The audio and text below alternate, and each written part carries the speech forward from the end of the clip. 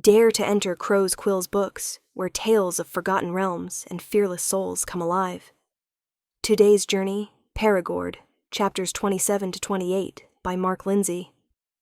Will you uncover the truth hidden in the shadows? Chapter 27.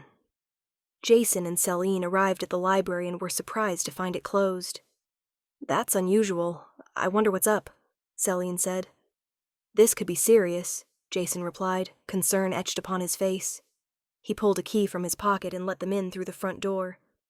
They made their way quickly down the stairs and into the staff room, where they found Ulysses and Miss Jax engaged in a heated conversation with Ursula Jaeger, their tone deadly serious. It's time for you both to sit down. We have a lot to discuss, Ursula said bluntly. The pair took their seats without comment and waited for an explanation. We're running out of time, and with the new information your grandmother has brought to us, the situation is worse than we imagined, Ulysses stated. You were able to translate the book? Selene asked. Books, Ursula corrected. Selene and Jason both gave her a puzzled look. Have you acquired another piece of the puzzle? Jason asked. No, but you did, Ursula replied, looking embarrassed. I'm afraid you've lost me. You have to remember that I still didn't know you that well. Grandmother, what are talking about? Selene interrupted. Ursula ignored her as she pleaded her case to Jason. The guild comes first, it has to, Ursula continued. What did you do? Selene insisted. Ursula looked uncomfortable but matched her stare. Your uncle's journal. You never misplaced it. I took it, Ursula said. You what? Selene yelled in outrage.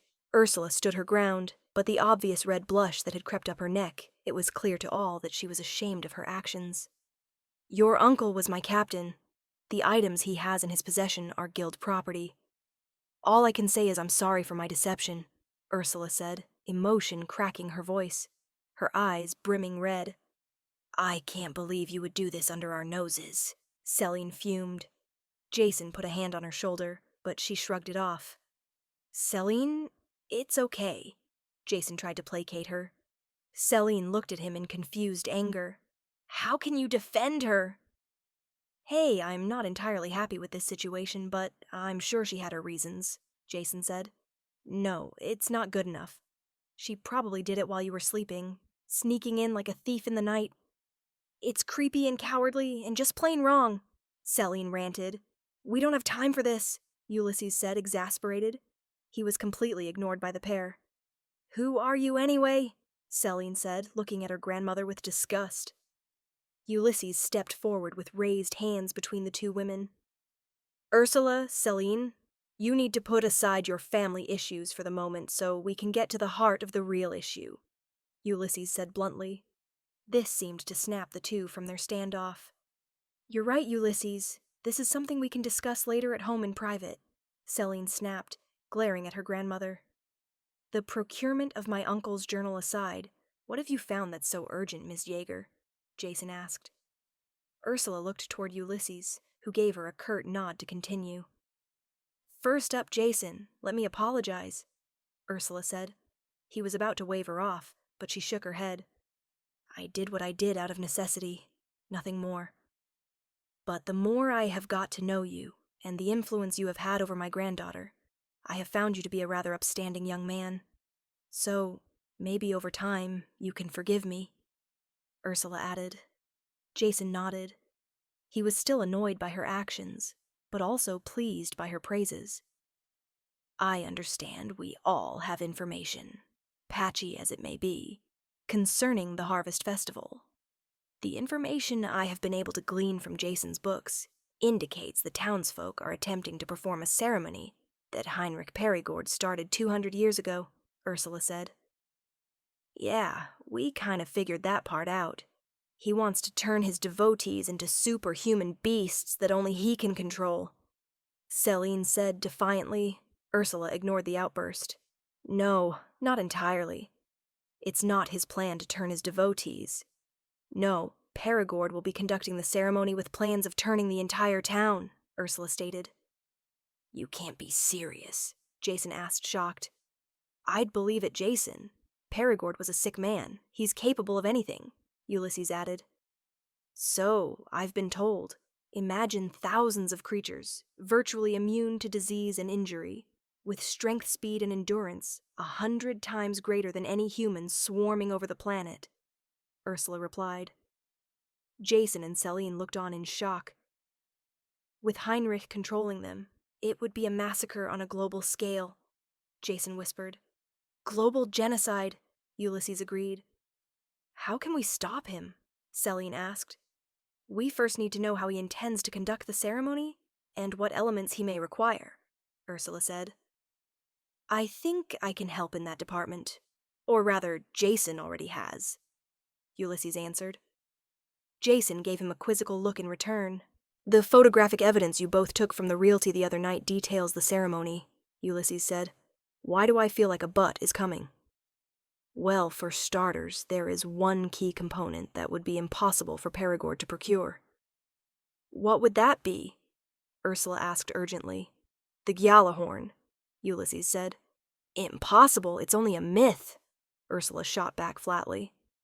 Just like goblins, shapeshifters, and vampires, Ulysses said patiently. Touché.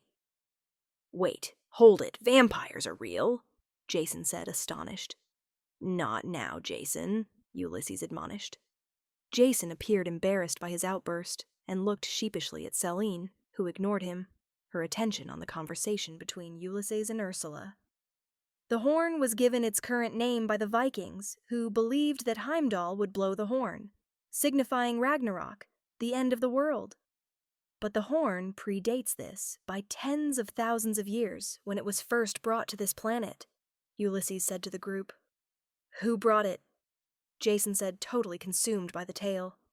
I don't know, but I'm sure the answer of the horn and the being who brought it is in here somewhere, Ulysses said as he pointed to the library's walls. What else do we need to know? Selene asked. The information I'm really lacking concerns the chemicals and elements Perigord needed for his potion, Ulysses said, frustrated. Plato's book, Transmorphigation, details the ingredients required for the ceremony, Ursula interrupted. What are they? Ulysses asked. One is an element in fairly high abundance within this region. The sap from the black sequoia, Ursula said. And the other ingredient? Jason asked eagerly. The other is a mineral called ambroxylene, usually only found deep within the earth. I don't know what it's used for, though, Ursula commented. Well, that's a starting point for us. Can you two find any information on ambroxylene, where it's found and what it's used for? We'll see what we can do, Jason replied. Don't see, do. This is important, Jason, Ulysses scolded. Jason nodded. Selene, along with helping Jason, we need to know of anyone new in town. People Perigord may want here.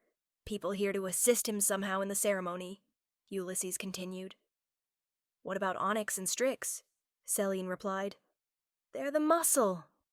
Mind you, Heinrich needs them and they won't be too far away. So be careful. I can't stress this enough, Ulysses added. Time is running out. We have only 10 days till the harvest moon, Ursula said. I think it's crucial that we all meet here after closing each day so we can pool our information. Agreed? Ulysses asked, and everyone nodded, the realization of the events that were unfolding around them and the gravity of the situation hitting home. Jason and Selene arrived back at his house. His mother was halfway through preparing dinner when they entered the kitchen. Hey, you two. How are things? Helen said warmly. Fine, Selene and Jason replied in unison. You don't mind if Selene stays for dinner, do you? Jason asked sweetly. No, of course not. You know she's always welcome, Helen replied. Don't worry, my grandmother knows where I am, Selene cut in bitterly. Jason gave her a small tap with his elbow, and Selene put on her best smile, which didn't go unnoticed by Helen, who decided not to say anything, but lock it in the memory bank for later. After dinner, Jason and Selene sat in the study, poring over Plato's books on chemistry. I can't believe there's only a small amount of information on ambroxylene on the net, Selene said over the top of her book. Oh, I don't know. We have a brief description and what it's used for. That's a start, Jason replied. How strange that something used as a preserving compound is a key ingredient in creating a super race. Speaking of super races, aren't we supposed to go to the lake with Hector tomorrow? Jason said smugly. Selene laughed out loud. Do we have to? She whined. I think it might be good to get out and mingle. Maybe this time I won't drown. That's not funny, Selene said seriously and threw a pillow at his face, which he caught in mid-air. I wasn't trying to be, Jason said seriously, the memory of that moment with Ulysses still fresh in his mind. Selene noticed his sudden change in mood, and she got up and put a hand on his. Are you okay? I'm fine. Jason forced a smile to his face, and Selene's eyes twinkled as she caressed his hand with her fingertips. What are you doing? He asked quietly. Selene furrowed her brow slightly. Oh, I thought it was obvious, you big lug. Not that obvious. I don't believe it. A big, tough guy, and you're afraid of little old me, Selene said, a note of frustration creeping into her voice. She started to get to her feet. Jason tugged gently on her arm and pulled her into his lap. Looking into her beautiful silver-gray eyes, he leant forward to kiss her. Oh, I'm sorry, a voice said, startled. Jason jumped out from his seat, and Selene fell to the floor as they both looked around to find Helen leaving the room. Jason was about to call out to her when he finally noticed Selene at his feet. Shit, I'm so sorry, she kind of startled me, he said apologetically as he helped her to her feet. Selene rubbed her backside. You think, she said candidly, and then, seeing Jason's unhappy expression, don't worry about it. Maybe we should call it a night. After all, we have a big day tomorrow, Jason said, attempting to change the subject. You're right. Do you think your mom will mind if I don't say goodbye? Under the circumstances, I'm sure she'll understand, Jason said with a grin. Later that night, Helen stopped by Jason's room to say goodnight. Are you awake? Helen said. Jason flicked on his bedside light and peered at the doorway through bleary eyes. What's up, Mom? I just wanted to say goodnight, and that I'm sorry for spoiling your moment with Selene. Jason was quiet a moment before he answered. It's fine, no harm done.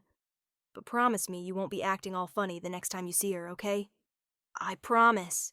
Helen seemed to waver at the door. Is there anything else you wanted to say, Mom?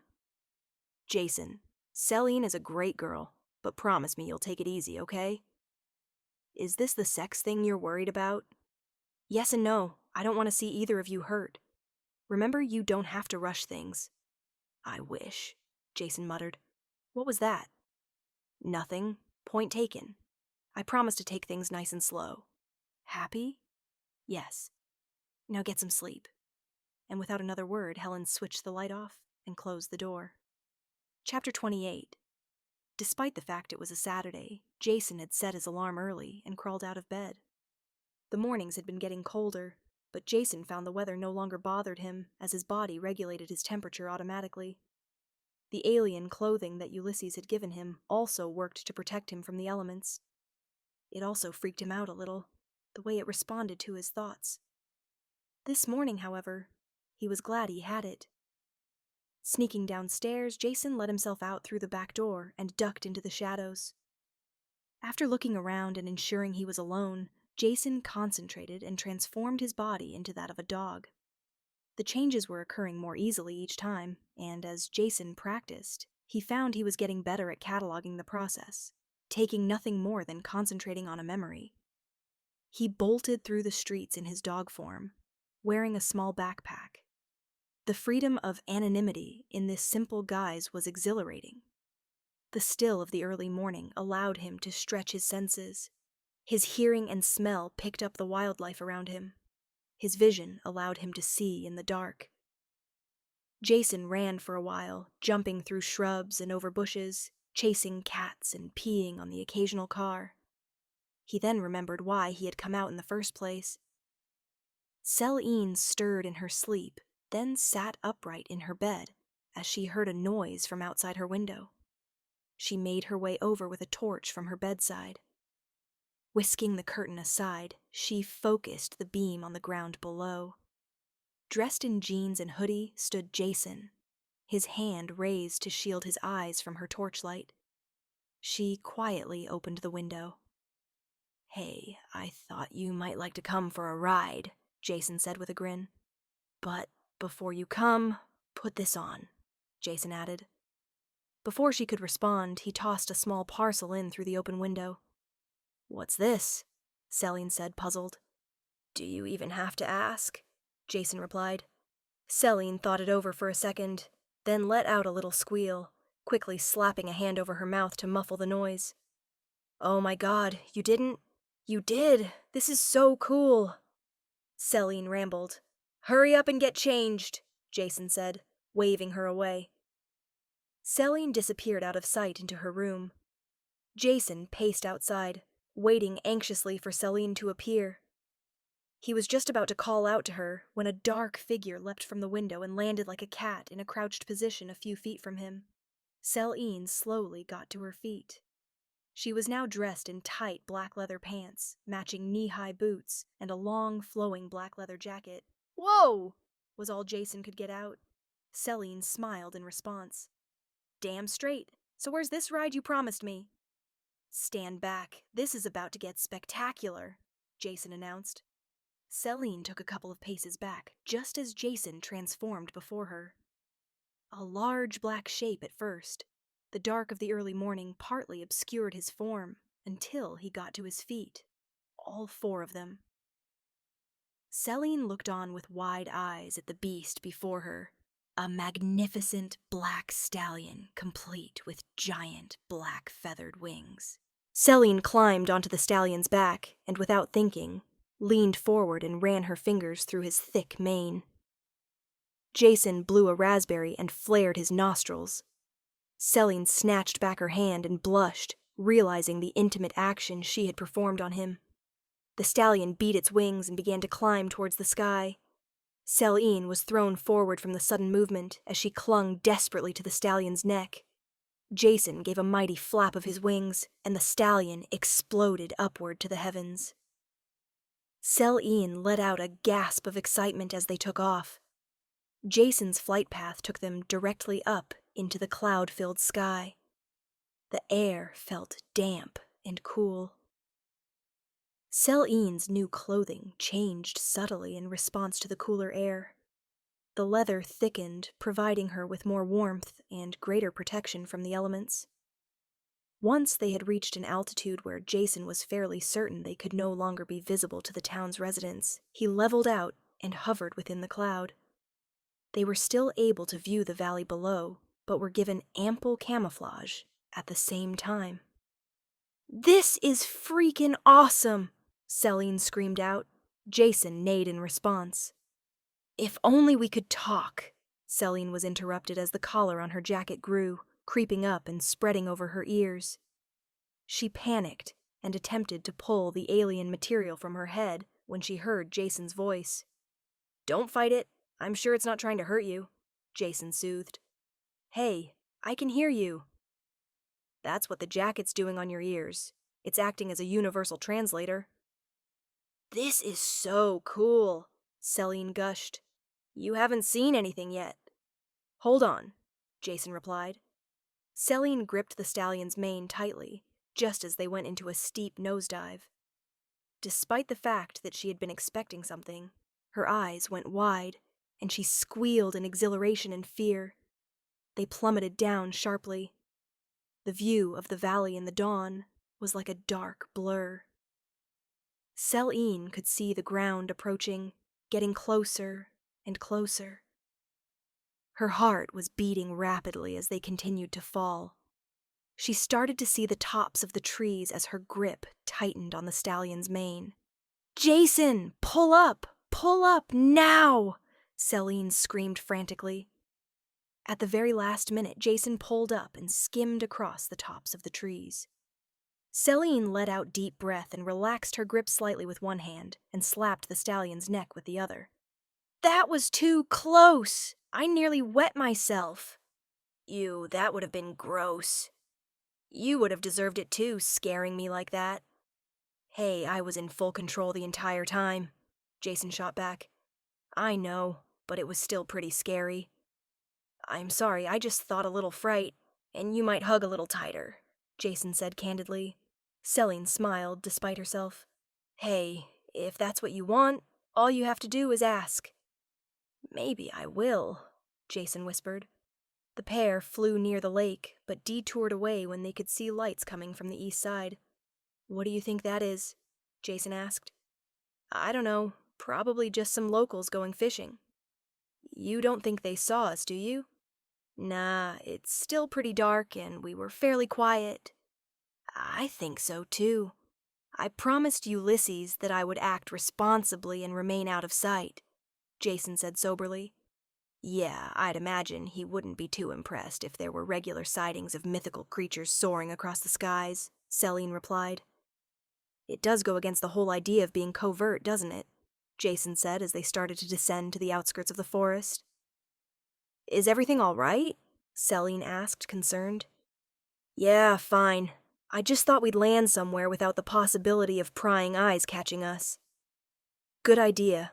We're not too far from town, and we can walk the rest of the way in. I was thinking I could take you to breakfast if you want, and I know the perfect place," Selene said. Jason and Selene followed a winding trail through the forest. They passed a clearing and stopped to take in the view before them. The sun was just coming over the range, the light catching the clouds and casting a beautiful array of purple and orange hues. Jason was struck dumb by its beauty. "I don't know what to say," Jason whispered. "Then don't say anything," Selene replied, taking hold of his hand. They eventually cleared the forest, both now dressed casually in jeans, hiking boots, and hoodies. Selene dragged him along the road. "Hey, what's the hurry?" Jason growled good-naturedly. "Trust me, after you eat, you'll wonder why we weren't running instead of walking," Selene replied. Jason rolled his eyes and let himself be led on. They entered a small diner that was located on the outskirts of town. The interior was plain but neat. Vinyl-trimmed stools lined a bench that ran the length of the eatery. There were no customers seated, but noises could be heard from within the kitchen, as well as an assault of delightful aromas. "That smell is to die for. Grab a seat and I'll see if I can get us some service," Selene said. Jason sat down at the first available seat. "Hey, hello? Anybody there?" Selene called out. "Be right there," a gruff voice called back. Selene pulled up a stool next to Jason. "So what do you think?" Selene asked. "It's all right, I suppose." "You suppose? Take a good look around. Feel the atmosphere." "I mean, sure, the retro look is pretty cool, but I haven't eaten yet, so I'll reserve my judgment till then." "And I expect nothing else from any of my patrons," a voice said sharply. Jason and Selene looked up to find the owner and head chef walking out from the kitchen. Something didn't quite appear right with the way he moved. Jason tried to peer over the counter without appearing too obvious. What he saw was a series of ramps and ledges running within the kitchen workspace. The owner was walking along one of the ledges. He was extremely short, standing a mere 3 feet tall, and sporting a bald head and gray goatee. He had the most remarkably broad shoulders on his stunted body. "Ash, how are you?" Selene exclaimed with delight. "Selene, I've been good. How about you?" Ash replied with a wry grin. "And who have you brought in on this fine morning?" "This is Jason. He's new to Perigord, but with old ties to the community, and a dear friend, so please look after him." Ash regarded him a moment, his weathered features lined. He squinted his eyes, looked Jason up and down, then nodded and held out an abnormally large hand. "Well, any friend of the Spitfire here is a friend of mine," Ash said. Jason took his hand and shook it. Jason's hand was dwarfed in his. "Pleased to meet you too, sir. Selene has been raving about your food." "Ah, she's too kind. Compared to her grandmother's culinary expertise, I'm afraid my simple cuisine might pale in comparison," Ash said humbly. "Don't sell yourself short. You're the best cook in town," Selene added. Ash gave a chuckle, but was clearly chuffed by her words of praise. "So, who is your kin here in Perigord?" Ash said, changing the subject. "My uncle was Plato Wingard. Jason replied. Ash's features softened, and he looked genuinely saddened by this information. I'm sorry for your loss. Your uncle was a decent gentleman. Something lacking in these parts. Thank you. I didn't get to meet him, but I feel I've got to know him better since I moved here. Yes, I've heard all about you, Ash said with a grin. Oh, don't believe everything you hear. I'm not gullible, but I do believe that where there's smoke, there's fire. Plus, there's nothing wrong with a decent campfire, Ash said. So, what's on the menu this morning? Selene asked, her eyes glinting in anticipation. Oh, you're in for a treat. I'm cooking Swedish rye blueberry pancakes with cinnamon twists, Ash said, kissing his fingers. Sounds heavenly, Selene said. Jason nodded in agreement.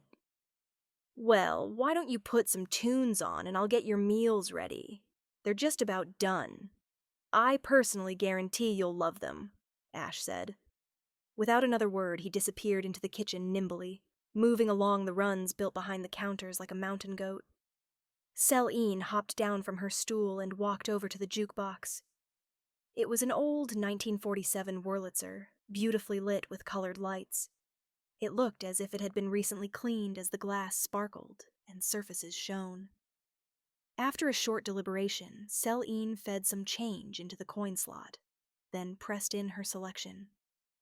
The machine clicked and clunked as the interior mechanics picked up the vinyl record and placed it onto the turnstile where the needle delicately moved into position.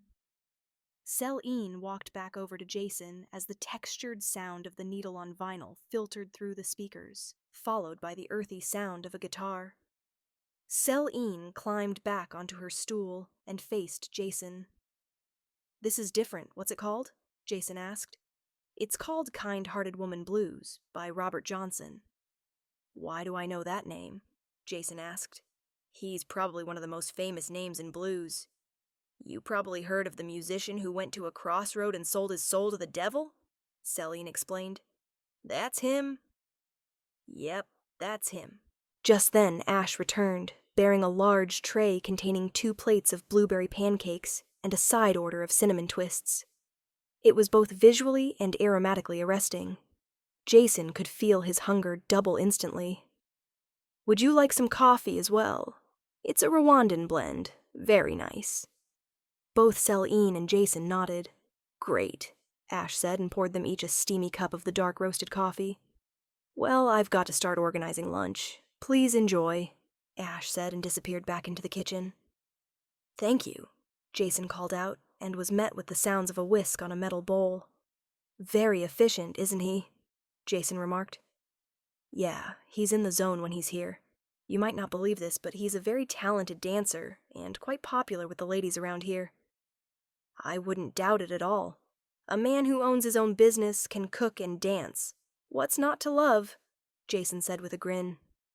That's what I love about you. I don't need to spell it out, Selene replied, before placing a forkful of pancake into her mouth with a moan.